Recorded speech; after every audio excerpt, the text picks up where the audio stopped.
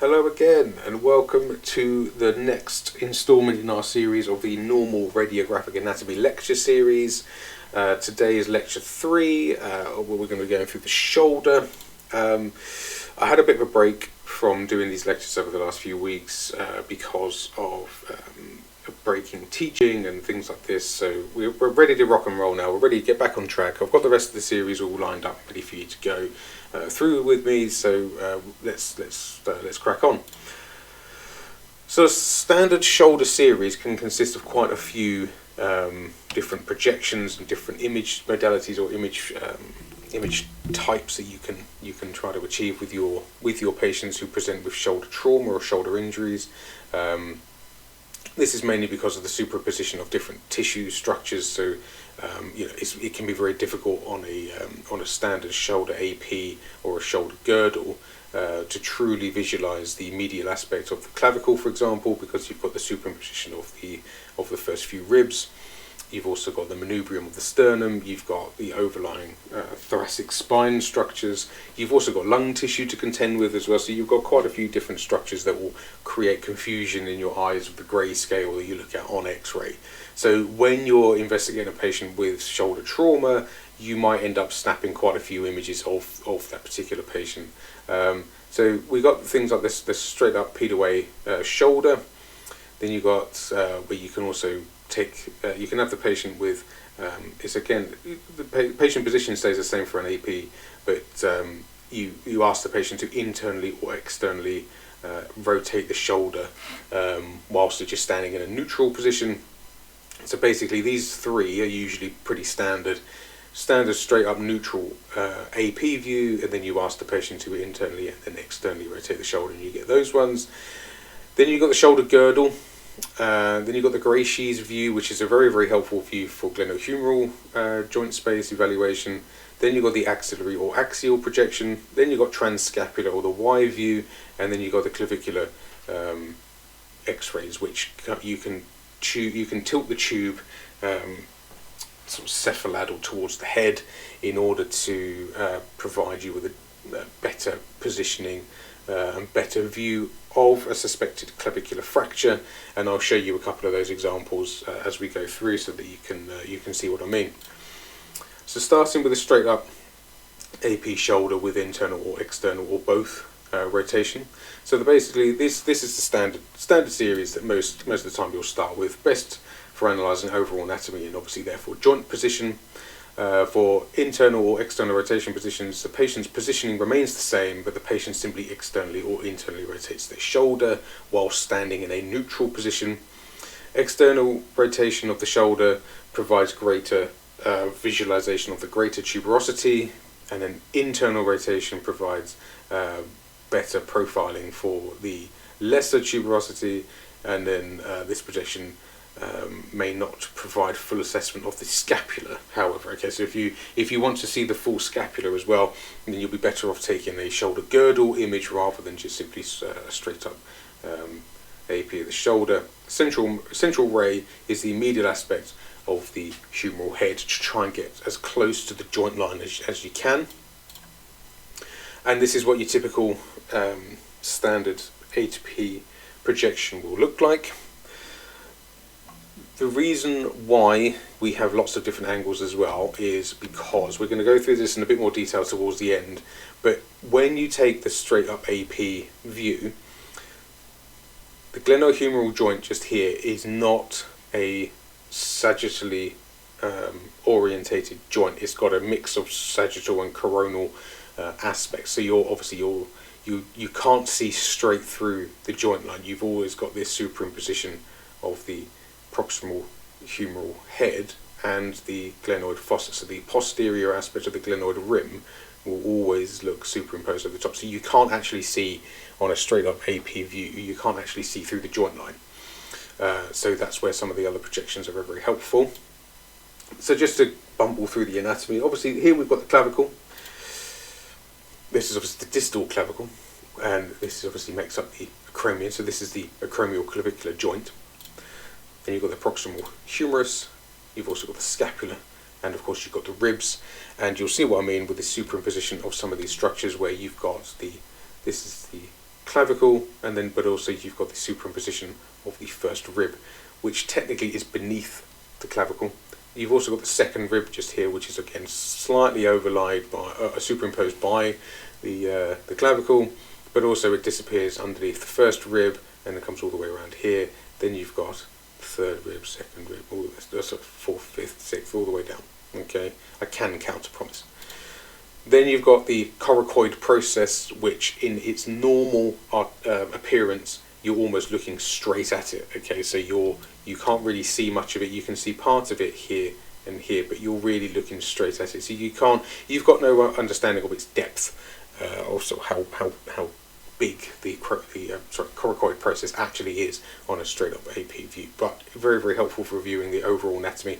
In this particular image, you can see the entire scapula, so you've got the inferior border and the medial border just here overlying the rib cage, and obviously therefore the lung tissue.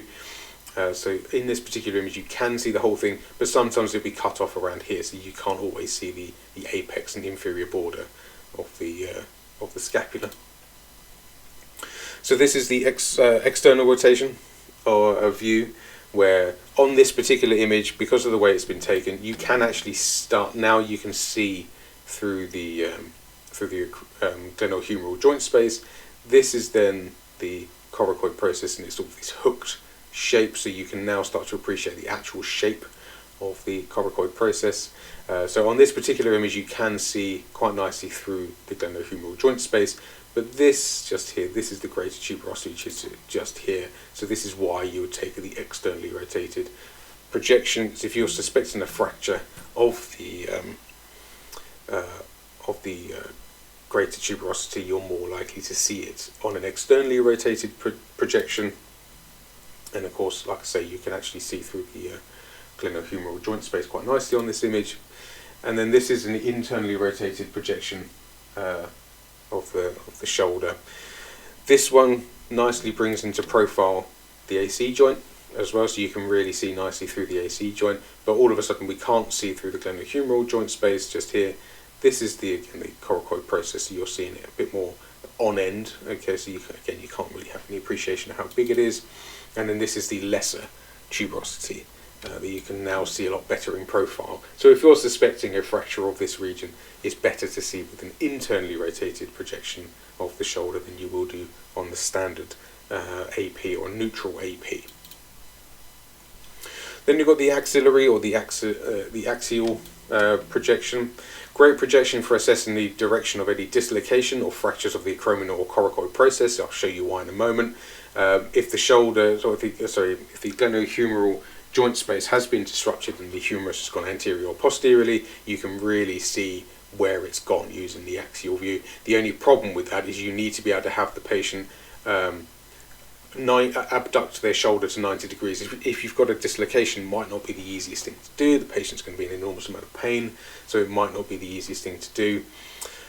Depending on where you work as well, you need to be able to have the patient in this position, obviously to take the image, and you take it looking inferiorly through the joint. So you effectively, the patient abducts their shoulder to 90 degrees and you effectively shoot straight down through the glenohumeral joint space, which means you kind of need to have a table or something for the patient to lean on to bring the arm up into the right position. So if all you've got is a standing x-ray machine or a standing bucky, you're never going to be able to achieve this view, or if you did, you're not going to get it very easily in a patient with a shoulder trauma.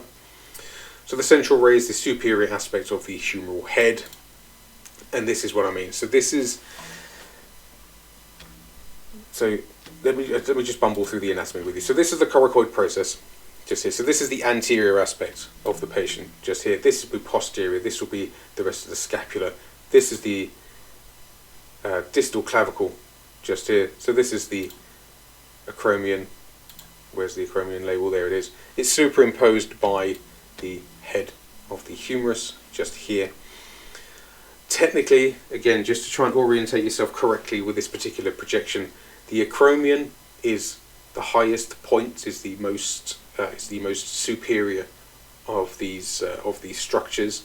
So the humeral head is beneath the acromion and the clavicle, just here. This is the rest of the clavicle. This is the distal clavicle. So this is the AC joint just here. Then it's the glenoid fossa, which obviously then is articulating with the humeral head, and then you've got the coracoid process projecting anteriorly towards the obviously the anterior aspect of the patient.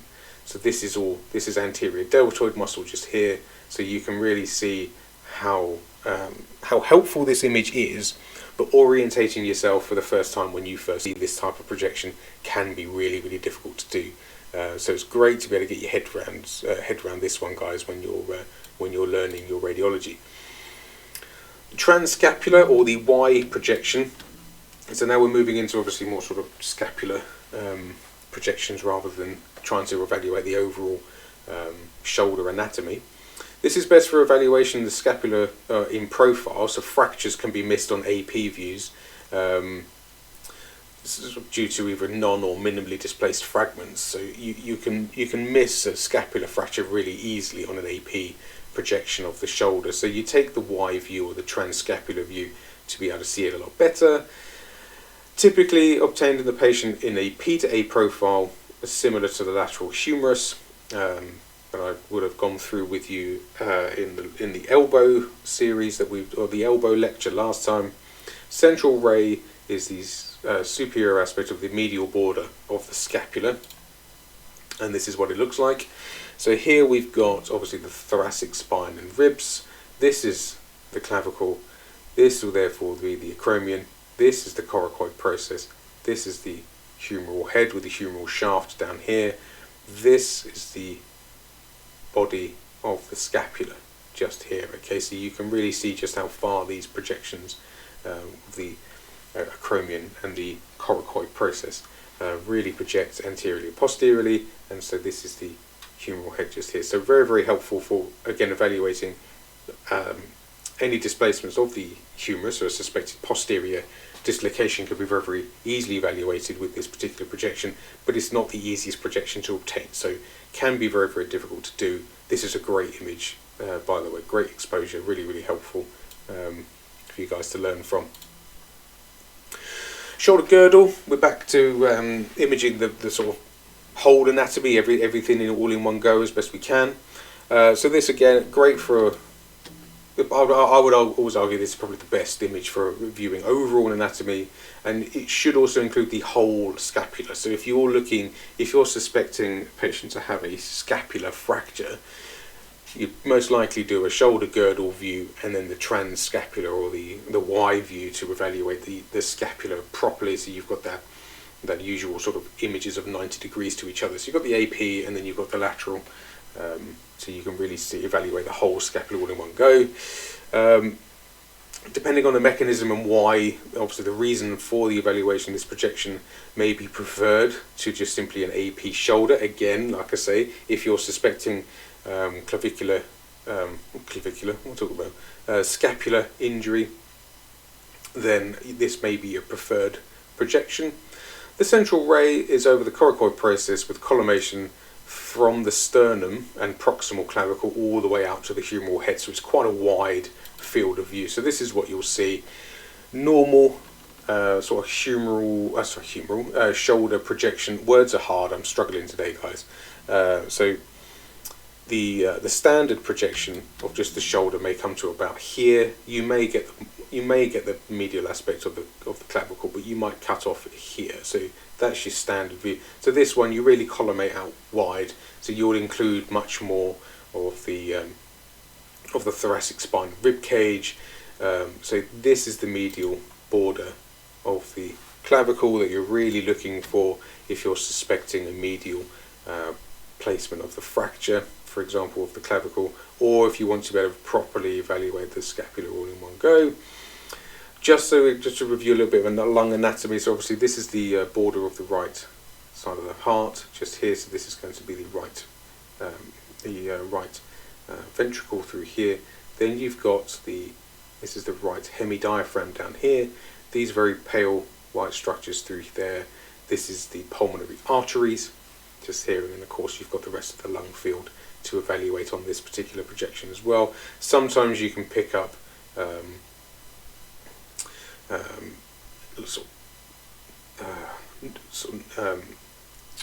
pneumothorax on here. I did say I'm struggling. I'm struggling with words. Words are hard today. So you may be able to pick that up as well on these particular projections. However, this is not your typical chest X-ray exposure level, so you can easily miss that type of injury or that type of issue. But if you've got a patient with a rib fracture, for example, then you may get a pneumothorax and collapsing of the lung on that side as well. So you can picture the whole thing on this particular projection. So it's a very, very nice image to get. The Gracie view. So this is the same setup as the sort of AP shoulder or shoulder girdle projections, but as the patient rotated. So the whole patient rotates 30 to 45 degrees to achieve an oblique shoulder projection. It brings the glenohumeral joint into view for best visualization of the glenohumeral joint with no bony superimposition of either of those two structures. Central raised in medial aspect of the humeral head. So this is what it would look like.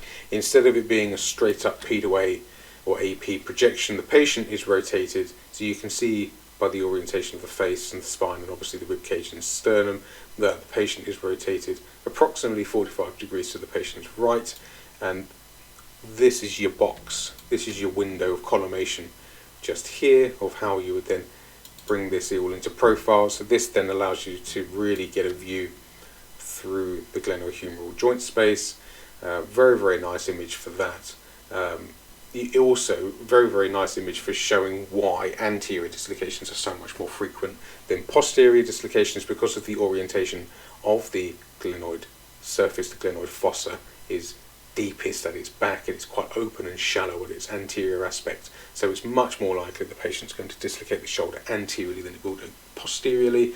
Posterior dislocations are obviously involved in quite significant trauma, or will involve quite significant injury to the glenoid, the humeral head. So that reverse Hill-Sachs lesion, or that trough sign, is very, very common. And then your clavicle projections. So you've got your straight up. You can take it P to A or AP.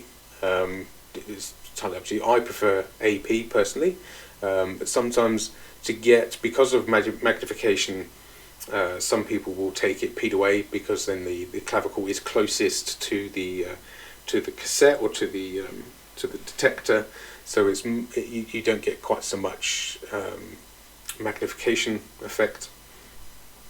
Or you can take it AP with a 20, anywhere between 15 and 25 degree cephalad tilt, depending on mechanism of injury of the patient, for evaluation of the rest of the clavicle. And nicely, collimation should include the entire clavicle with a narrow field superior and inferiorly, to obtain the best projection of just the clavicle without the superimposition of too many ribs, and it's great for assessing the AC joint as well. Okay, so this is your standard straight up P to A or AP, depending on how you want to take it,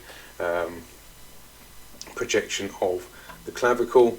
Nice for seeing the AC joint as well. You see what I mean? It's quite a wide field of view, because you're trying to get the entire AC joint all the way up to the sternum just here, but superior and inferiorly you collimate down, because obviously the clavicles are very, very long but very narrow or very thin looking bone, so you don't need it too wide superior and inferiorly, but quite wide or quite long horizontally for this particular projection.